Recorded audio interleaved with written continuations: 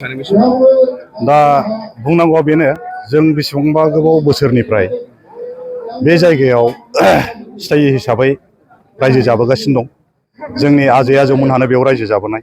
नाथाय जों बेखिनि समाव माने हानि पाट्टाखौ मोननो थाखाय जोङो राहा मोनाखैमोन। नाथाय 2006नि जे फरेस्ट राइट मोनसे जुवेलार एक्टनि जुनै जोङो 2019आव जे जोङो मोनसे FRA मोनसे कमिटि दादों। बे कमिटिनि थ्रुयैनो जोङो जुजियै दिनै 2024आव जों मोनफैनो हाबाय।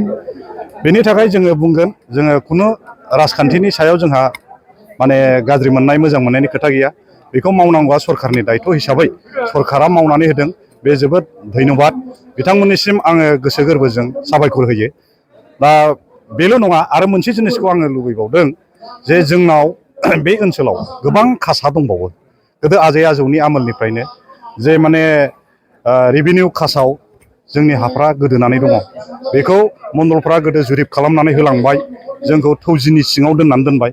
नाथाय जोंनिफ्राय गभर्नमेन्टआ टेक्स लायालासेनो दिनैसिमबो दङ। दा बेफोरखौबो जुदि जोंनि नैबे BTC सरकारा बिथांमोनहा जुदि सेन्ट्रेल गभर्नमेन्ट आरो आसाम गभर्नमेन्ट BTC गभर्नमेन्टजों ज' जानानै सावरायलायनानै लेन्ड एडभाइजारि बर्डआव बिसोरो सावरायलायनानै जुदि बे हानि मोन्थायखौ जोंनो होबावोब्ला बा जोंनो सुबुं माहारिनो बा समाज बिथांमोननो जुदि होयोब्ला हयथ' आरो बेहाय गोजोरसिम बिथांमोननि राजखान्थिया जौगागोन होननानै आं सानो।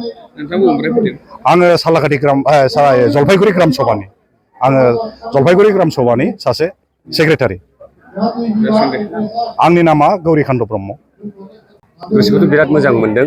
दा आङो बेखौ आं बुंनो नागिरो जे माने थांनाय 2019निफ्रायनो जों बेखौ नाजादोंमोन। जोंनाव फरेस्टआव जों जोंनि गासिबो क्लाइमेट माबाफोरखौ जमा होदोंमोन। बे जमा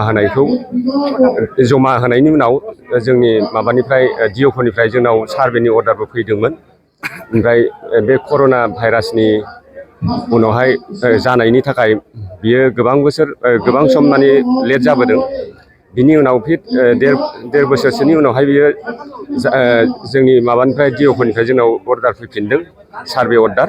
आरो बे सार्भे अर्डार हिसाबै सेमोन दाबादिबामोन नामाथाय, जायखिया जों अर्डार फैनाय लेखानो जोंनि फरेस्टनिफ्राय हाखौ जोंनो साफा क्लाइमेटफोरनि हाखौ सुख'नानै होलांदों। आरो बे होखांनायनि उनावहायनो अन्तत' 1 बोसोरसो लाफिनबावबाय। थेवब्लाबो दिनैसिम जाफुंबाय होननानै आं सानबाय। गोसोखौ बिराद मोजां मोनदों। आं पदबिल ग्राम सभानि प्रेसिडेन्ट आफादगिरि हिसाबै आं बेखिनि खोथाखौ बुंबाय आरोखि। नोंथांनि ग्राम सभायाव मोनबेसे न'खरफ्रा बे फोरमान बिलाइखौ मोननो हागौ? गासै 24 जन मानसिया मोनदों आरोखि, 24। बिनि मादाव रासुवा मोनसे मन्दिरनि हा दंमोन, बियो माने बेखौ हरथ'वा होननानै आद्रा थानाय जाबाय आरो।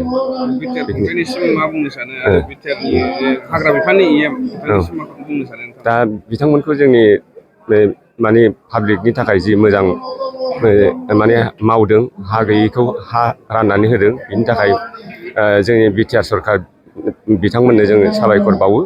आं बेखिनिखौनो बुंबाय आरोखि। दा जों गोबां बोसोर बेवहाय सातदिननि गामियाव रायजो जाबोबाय। जों बेबायदि लेखाखौ मोनाखैमोन। जों गोबां हास्थायनानै दिनै बे हानि बिथं लेखाखौ मोननाय जाबाय। आं बेखौनो दा आं 1 नम्बर सातबिन्दोनि। बेसे गोबाव समनिफ्राय रायजो जायामोन बे गामियाव? गोबावैनो जाबाय। दा लिरनायथ' गैया। नोंनि अनुमान हिसाबै नों बेसे गोबाव जाखो रायजो जानाया? 70 बेसेबांबा जासिगोन गोसोआव गैला। माने हाबायानो जायाखैमोन आरोखि, सेंग्रायावनोमोन। बिराद गोबावनि उनावसो मोननो हादों। गोजोननाय मोनदों गोसोआव? गोजोननाय मोनबाय। माने जों बिथं जायगा मोननाय बायदि मोनबाय। बिटिआर सरकारखौ मा बुंनो सानो बे समाव नोंथांमोननि जे हा फोरमान रानदों? बिटिआर सरकारा बिथांमोननि सोलिनाय बा जोंनो जों बिसोरनि सरखारनि सिङावनो दं दा बिसोरखौनो जों सरखार मानियो ग्राम सभानिफ्राय फैनाय जादों दिनै जे लेन्ड टाइटेल नोंथांमोना मोननो हाबाय मा गोसोआव माबायदि मोनदों?